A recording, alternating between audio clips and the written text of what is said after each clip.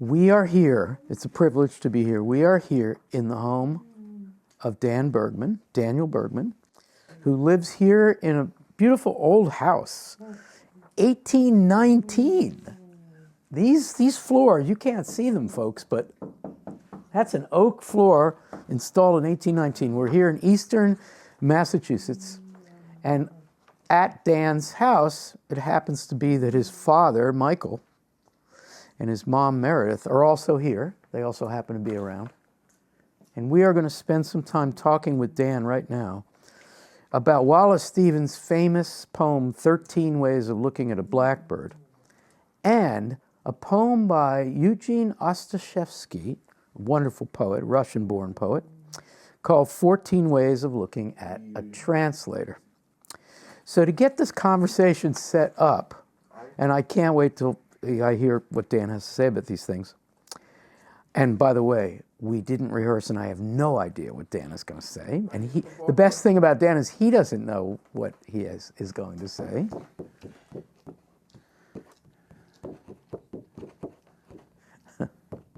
Right, but I have an inkling. But what? I have an inkling. You have an inkling? Okay. All right, good. That's true of me too, by the way.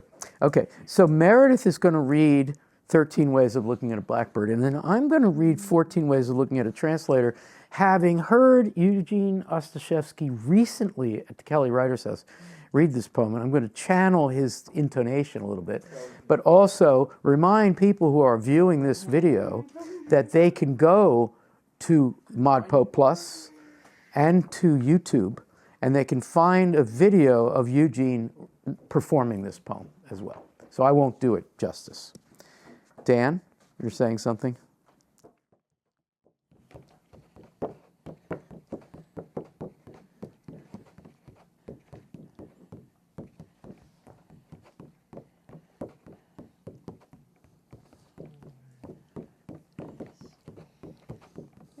Did he read the lines that have questioning diction but end with periods as questions or statements?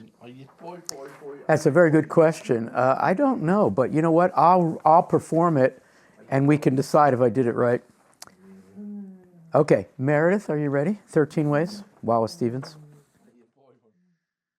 13 Ways of Looking at a Blackbird. 1.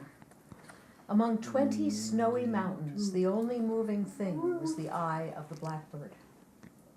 2. I was of 3 minds, like a tree in which there are 3 blackbirds. 3. The blackbird whirled in the autumn winds. It was a small part of the pantomime. 4. A man and a woman are one. A man and a woman and a blackbird are one. 5. I do not know which to prefer, the beauty of inflections or the beauty of innuendos, the blackbird whistling or just after. 6. Icicles filled the long window with barbaric glass. The shadow of the blackbird crossed it to and fro. The mood traced in the shadow an indecipherable cause. 7. O thin men of Haddam, why do you imagine golden birds? Do you not see how the blackbird walks around the feet of the women about you? 8. I know noble accents and lucid, inescapable rhythms, but I know, too, that the blackbird is involved in what I know. 9. When the blackbird flew out of sight, it marked the edge of one of many circles. 10. At the sight of blackbirds flying in a green light, even the bawds of euphony would cry out sharply. 11. He rode over Connecticut in a glass coach.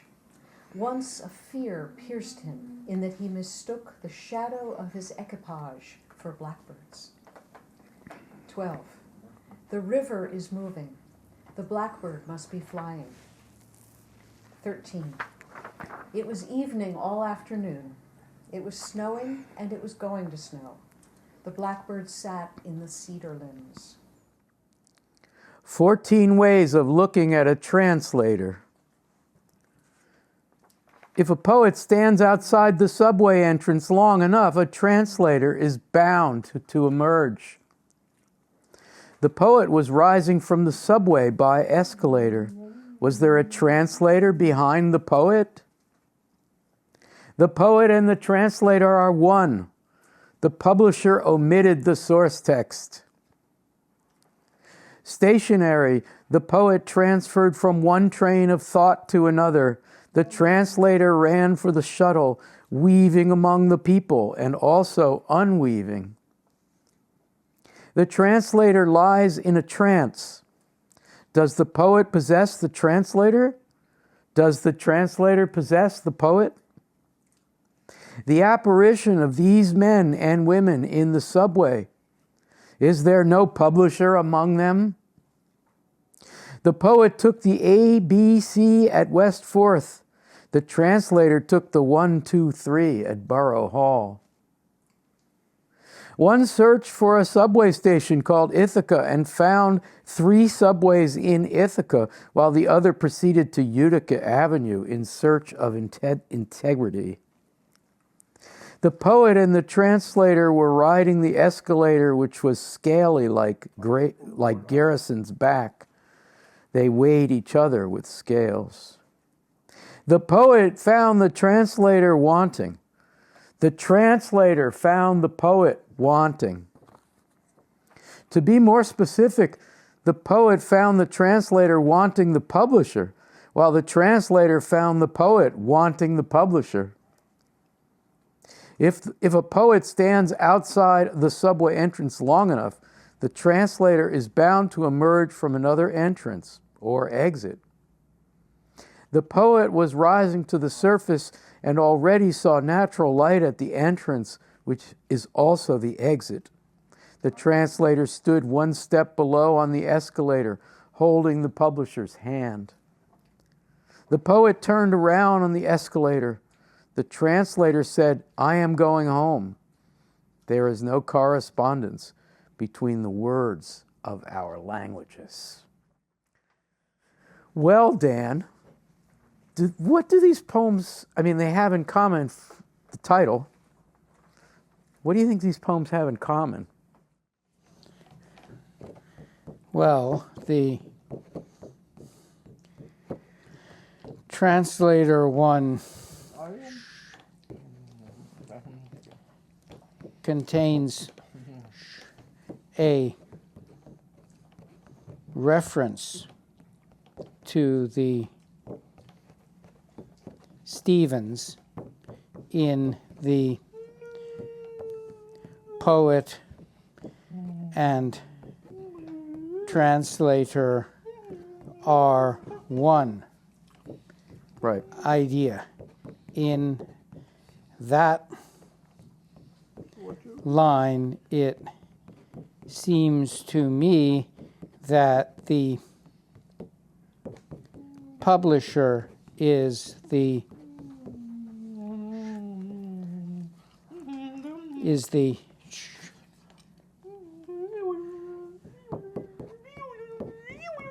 Blackbird. The publisher's the Blackbird, okay. But the two poems are really very different. The translator one is far more narrative. Yes, and it seems to repeat the scene again and again. But and Dan, is very confined to the subway. Is there any way in which we could find, Ostashevsky implies that we should find, a translator in the Stevens poem? Is there a role for translation or translator in 13 Ways of Looking at a Blackbird? I think only in the sense that the poet translates what he sees into what he experiences from what he sees. Okay, you love hard questions. I'm going to give you a hard one. You ready for one?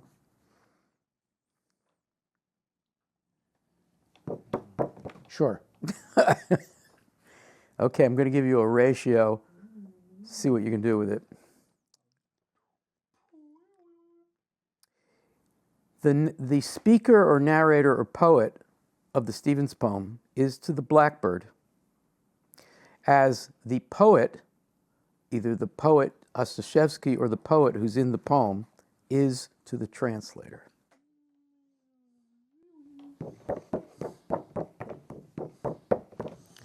That's not true in my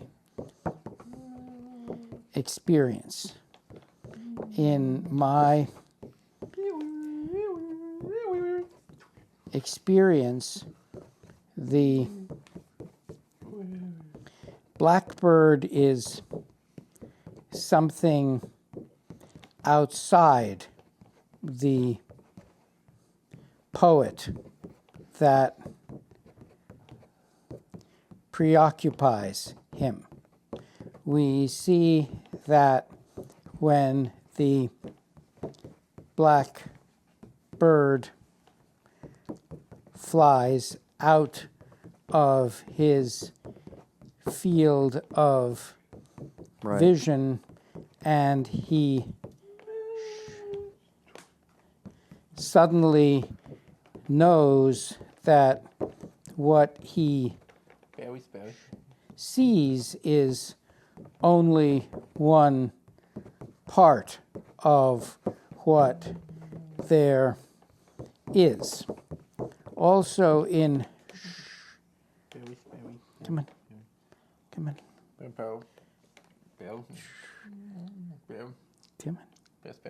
Yes. Good luck with that. Yeah. Maybe later. Also in attributing to the Blackbird the power to make the river flow, or to the river the power to make the Blackbird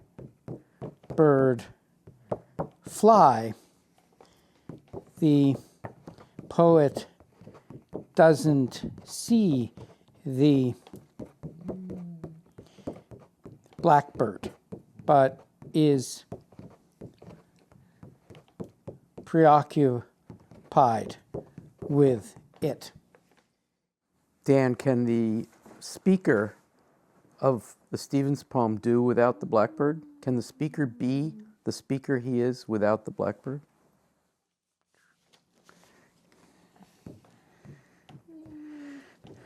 Not in this poem. It feels a little as if he is confessing the way he looks at the world and the centrality of the Blackbird in it. The Blackbird's eye appears in the first poem, but I don't think it appears afterwards. The implication is... Strawberry, so bit. Come on. Come on. Strawberry. The implication is what? Strawberry. Mm-hmm. Yes, strawberries. Someday there will be strawberries. The implication is that the poet's attention is drawn to the thing that moves. Okay, I hear you. I want to push this a little further, though, Dan. I think that the presence of the Ostashevsky poem is a chance for Eugene Ostashevsky to offer a commentary on what Stephen's doing. And while I do not interpret, so I'm going to try out an interpretation, you tell me how you feel about it. I do not read the Stevens poem as presenting the blackbird as annoyingly ubiquitous. I like that the blackbird is everywhere. But when I read the Ostashevsky poem, I get the impression that Ostashevsky is saying, man, that blackbird is annoying. And I think that has something to do with what Ostashevsky, who's a bilingual poet and who depends on translators and is a translator himself, I think Ostashevsky is saying that everywhere a poet turns, there's a damn translator there. You can't get away from them. And that's his reading of the blackbird. How do you feel about that?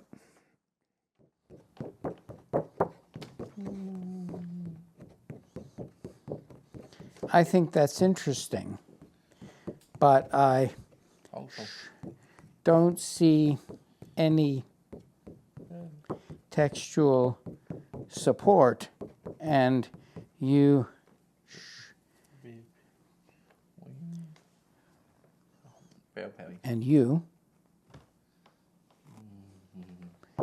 said as much for the idea that the blackbird is annoying. I read the translator poem, as I said, as more narrative. The poet and translator both want the publisher and think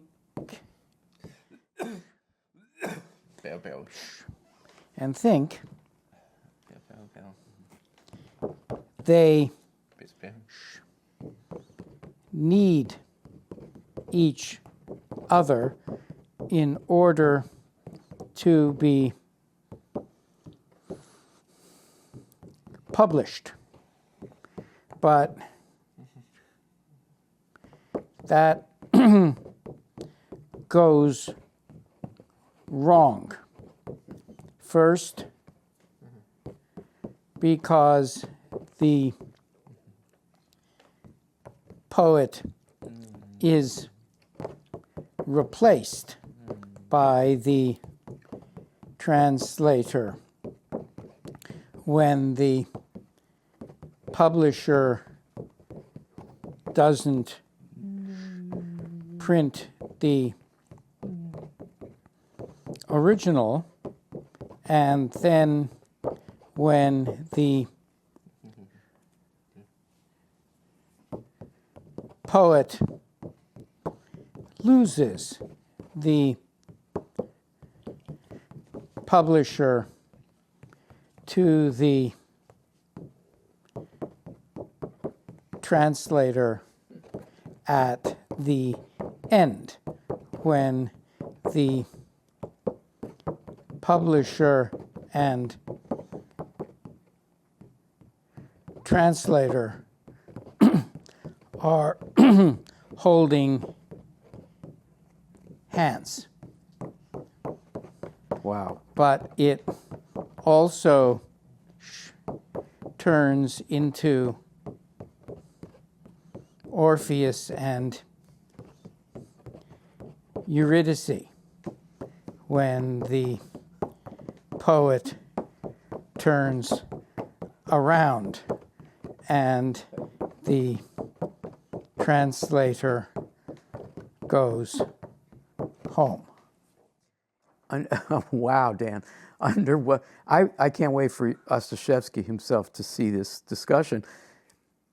But the relationship between the poet and translator is not all good. I'm sure he meant that. Orpheus. Yes, I Reference. think so. But the poet and the translator are sometimes at odds. Two places in the poem. The poet found the translator wanting, meaning the poet said, boy, your translation of my poem, as far as I can tell, is not so good. The translator found the poet wanting. I'm not all that excited about translating your damn poem. Okay, now, what That's about right. Stevens and the Love Blackbird? that. Yes, so we agree on that. But what about Stevens and the Blackbird? So is it possible for Stevens' speaker to find the Blackbird wanting, and for the Blackbird to find Stevens' cubistic narrator speaker wanting? That I didn't see, but if you do, I'd love to hear it. I must have missed it. Oh, you're too nice. I love your reading. But what I'm trying to think about is why in the last section of the 14 Ways, Ostashevsky, why he would say there's no correspondence between the words of our languages, presumably the language of the poet and the language of the translator. And what does that have to do with how difficult it is to understand the Blackbird poem? That has more in common with the Blackbird poem.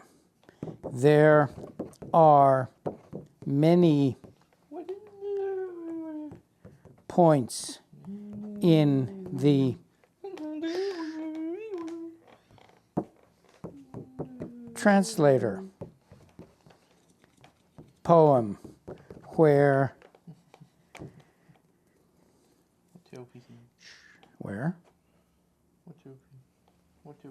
come on, where there are translation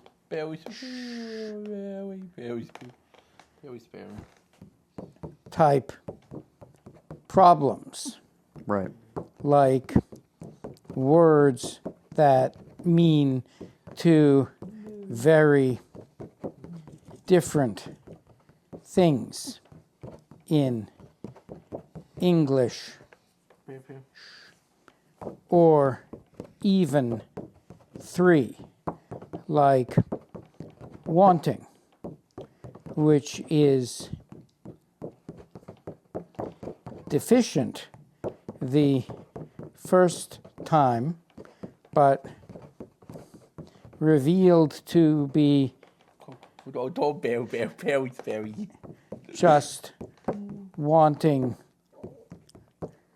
worldly success in the next stanza, where they both want the publisher and presumably try to bury their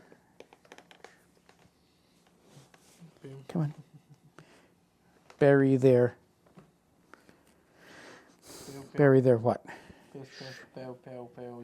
Yes, berries. Yes, berries and berry. Try to bury their sense of each other's deficiencies in a joint quest for publication. That's a little like the shadows across the icy window, which mostly obscures the Blackbird. Amazing. Okay, that's amazing. All right, last train of thought here. Train of thought. Okay. The tones of the poem. So we all grew up. Train is Yeah. another one that means so many different Yes. things. Yes, in fact, one of the references to cubism in the translator poem in Ostashevsky is stationary, comma, the poet transferred from one train of thought to another. Right? That's a subtle reference to the cubism of the Stevens poem. We all grew up on the Stevens poem, or I did, didn't have this thing. Now we have this thing, and this thing is funny, Russian surrealistic, goofy. Does that affect the tone of the Stevens poem? To me, only in the part of man and woman being one. Could you read that stanza again? Stanza 4 of the Blackbird poem? In the Stevens. Yep. A man and a woman are one. A man and a woman and a blackbird are one. Is that the one you meant? Yes. I think the translator poem takes that flicker of romance or sexual merging or all being baked into the same pie and makes the whole translator, publisher, poet triangle out of Yes. it. Yes, that's really quite brilliant. Dan, I'm going to invite you to offer a final thought on this pairing of poems. In particular, I'm interested in whether you think that people who are learning about the Stevens Cubist poem can benefit from this satire about translators. Sure, in the sense that they could all be invited to write their own Right, good point. or something like that. But the Stevens is so outdoors Yeah, and Very space. wintry, and the translator poem has translated the story into something like the New York City subway system, which is very funny, but is necessarily constrained. Dan, thank you. It's amazing reading of this poem. You're amazing. I'm really glad to have had this conversation about them with you. I also wonder whether there are 3 Subway sandwich shops in Ithaca, New York. but the come on. But the Utica integrity. Come on.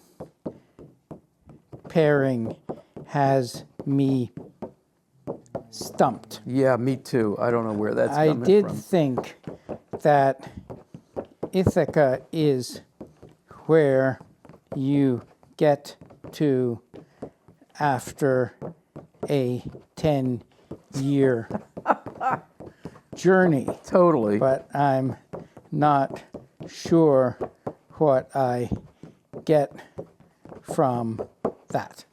Yeah, well, Ostashevsky, if you read his other poems, you realize that he is absolutely willing to go kooky. And Meredith, can you get within microphone range and add your thought? Sure. I'm just wondering whether being in search of integrity leads to the next stanza, which reminds me of Dante and Virgil riding on this monster Geryon into the circle that is all about fraud, which is kind of the opposite of integrity. So I wonder if that's where the subway is leading them, because there's a lot of underworld Yes. going on here. Yes. Dan? That's another one, weighing in scales. Exactly. And then,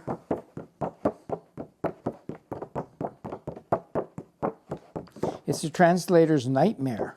That's Not because there are no words, but because there are so many meanings, and you wouldn't want your translation to foreclose any. there are also two references to modernism here. One reference is 14 ways referring to 13 ways, a classic of modernism. The pound And then the pound, yes, sir. subway. The apparition of these men and women in the subway, is there no publisher among them?